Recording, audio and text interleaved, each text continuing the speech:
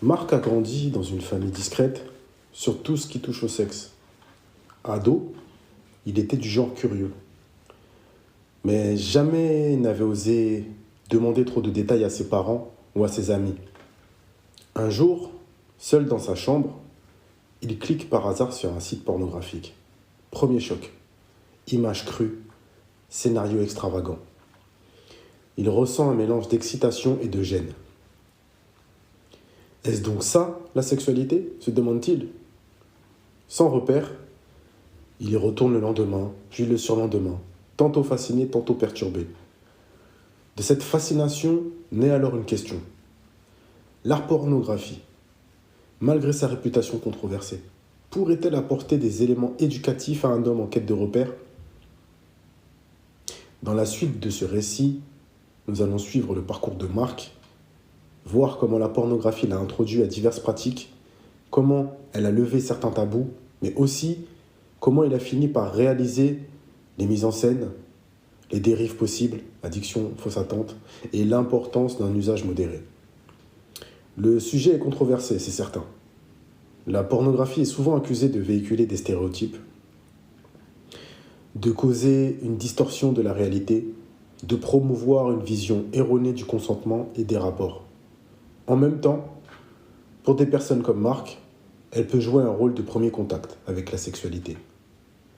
La nuance réside dans la manière dont on l'aborde, l'encadre et les limites qu'on s'impose pour qu'elle ne devienne pas la seule référence. Au fil de ses visites, Marc s'aperçoit qu'il existe des centaines de catégories. Missions plus ou moins exotiques, du soft au hardcore, des fétichismes divers, etc. Il y voit un catalogue de positions et de scénarios qui, si il ne les avait pas découverts en images, en ligne, lui seraient restés inconnus. Par exemple, il tombe sur des vidéos montrant des jeux de rôle, des gadgets érotiques, des rapports à plusieurs. Cela lui indique que la sexualité peut prendre des formes variées, sans se cantonner au simple schéma embrasser, pénétration, fin du rapport. Marc prend conscience que le sexe ne se résume pas à un stéréotype et que différentes pratiques existent. S'il lui arrivait de se sentir en porte-à-faux dans une relation, il pourrait comprendre qu'il n'y a pas qu'une seule norme rigide. Bien sûr, la pornographie en rajoute souvent, performance intense, angle exagéré, mais ce trop-plein peut néanmoins montrer qu'il y a pluralité. Sans le savoir, Marc reçoit un message.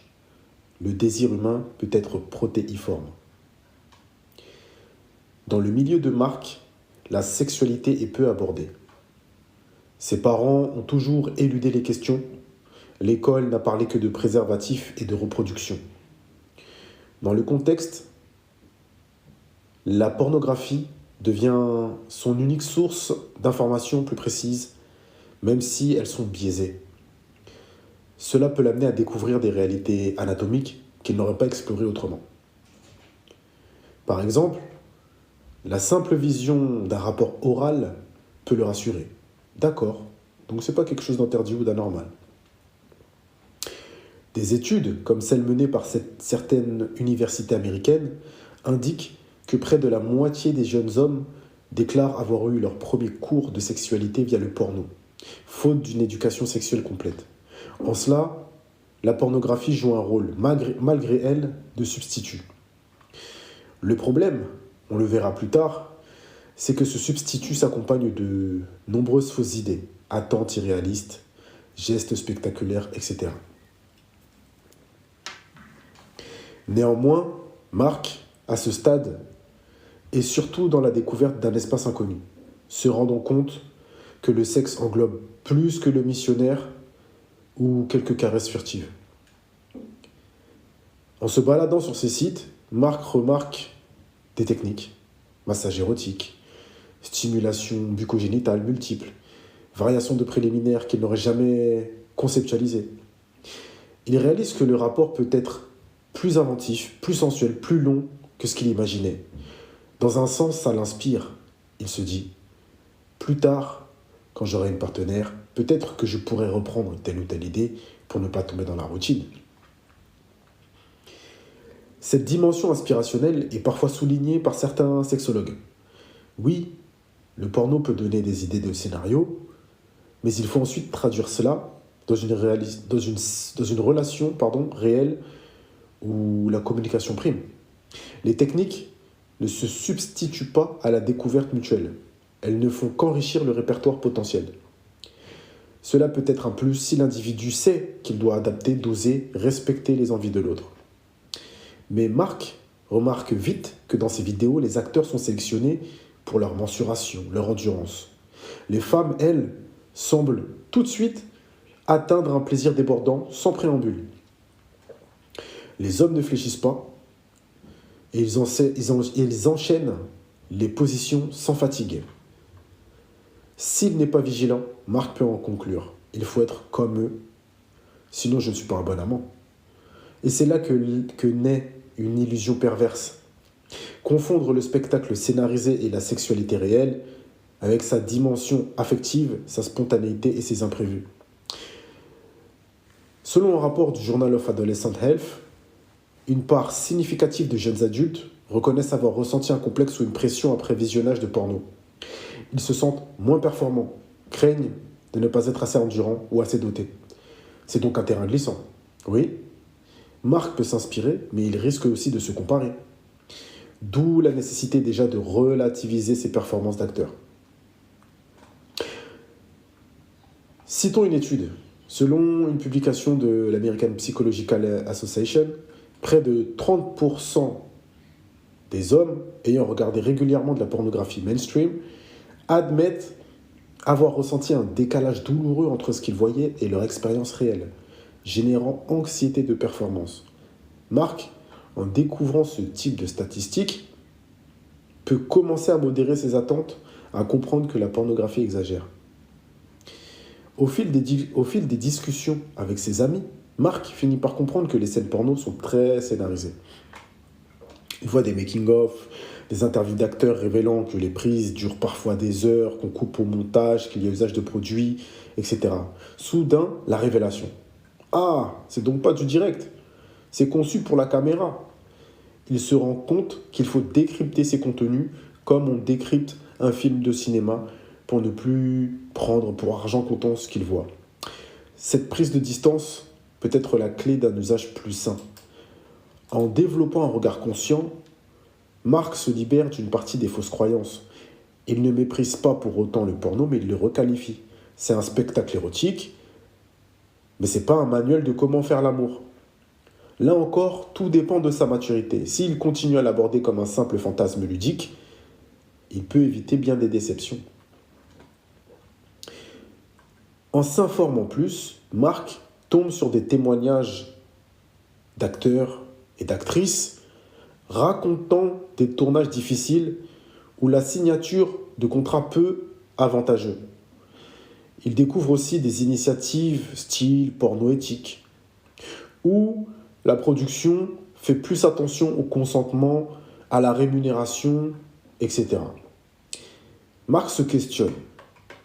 Ai-je envie de soutenir des structures qui traitent les acteurs comme des pions, ou plutôt d'encourager des projets plus respectueux? Cela peut l'amener à sélectionner davantage ce qu'il regarde. Il réalise que le porno, c'est pas un bloc monolithique. Il y a de tout. Cette démarche renforce son sens critique. Et il se dit, si je regarde du porno, autant chercher des productions qui me parlent, où l'on sent un respect mutuel, au lieu de consommer passivement l'offre mainstream, parfois très stéréotypée. Quelques sexologues ou thérapeutes de couple ont exprimé l'idée que tout bannir n'est pas nécessairement la solution. Au contraire, si Marc veut continuer, mieux vaut qu'il sache s'informer et échanger, par exemple, en couple ou avec un professionnel si des questions surgissent. Certains experts encouragent même à décrypter l'industrie, lire sur les coulisses, comprendre que tout n'est pas rose ni spontané. Au lieu d'un « il faut » ou « il ne faut pas », l'approche se veut plus questionner ce que vous voyez. Marc, maintenant adulte, se met en couple. Avec sa partenaire, il ose parler de sa consommation passée de porno. Il décide de regarder à deux. histoire de voir ce que ça peut apporter. Au début, la gêne est palpable. Qu'est-ce que t'en penses? Est-ce que ça te choque? Est-ce que ça t'excite? Peu à peu, ils en discutent. Ah, ça j'aime bien, c'est doux. Par contre, cette scène, elle est trop violente, ça me bloque. Et toi? Ainsi, le porno sert de support de dialogue autour du désir et des limites, un prétexte pour clarifier ce qu'on aime et ce qu'on n'aime pas. Pour certains couples, ce type de visionnage peut stimuler la curiosité, et si on essayait quelque chose de similaire, en adaptant à notre confort. D'autres, au contraire, y verront un malaise et préféreront ne pas persévérer. Mais dans le cas de Marc, cette expérience partagée ouvre la porte à une sexualité beaucoup plus communicative et plus complice. Au fil de ses recherches, Marc découvre l'existence de sites ou plateformes proposant des vidéos plus pédagogiques, parfois réalisées en collaboration avec des sexologues où les acteurs ne sont pas forcément des super performeurs, mais des gens ordinaires présentant leur envie, parlant de consentement. C'est un nouveau regard sur la sexualité filmée, moins axé sur la performance extrême, plus proche d'une intimité réelle. Certains projets, comme ceux d'Erika Lust, prônent un porno féministe où le plaisir de chacun est mis en avant, où les dialogues et les émotions comptent. Marc et sa partenaire y voient un potentiel d'identification plus sain. On n'est plus dans l'exhibition outrancière, mais on est dans une dimension qui se rapproche plus du vécu. Ils piquent 2 ou 3 idées, rient parfois de l'atmosphère et se disent « Pourquoi ne pas tester cette façon de communiquer pendant l'acte ?» Tout de même, il est clair que la pornographie, même éthique, reste un média orienté vers l'excitation. Pour qu'il y ait un réel aspect éducatif, Marc et sa compagne doivent y mettre une attention précise, analyser, questionner, adapter et surtout dialoguer. Sans ce cadre, on reste dans un usage passif qui peut simplement conforter les stéréotypes ou nourrir des fantasmes sans communication. Finalement, dans leur cas, l'évolution est positive. Ce qu'ils regardent leur sert de point de départ pour parler de leurs désirs mutuels.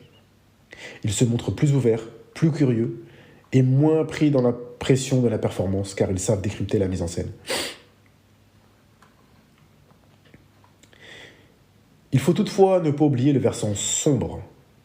Marc n'est pas à l'abri de traverser une période difficile, stress au travail, tension familiale. Il pourrait alors trouver dans le porno un échappatoire facile, un shoot de dopamine instantanée.